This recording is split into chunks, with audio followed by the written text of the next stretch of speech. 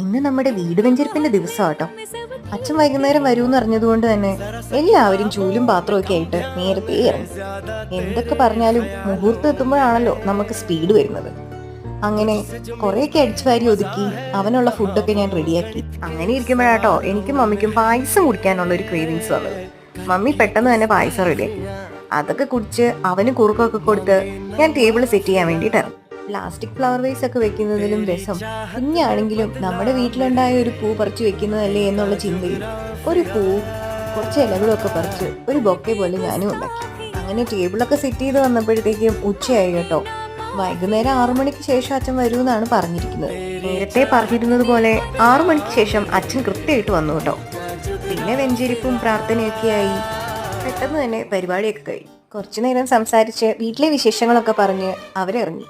അപ്പൊ ഇതൊക്കെയായിരുന്നു ഇന്നത്തെ വിശേഷം. ഇന്ന് സ്വന്തം ദിവ്യ.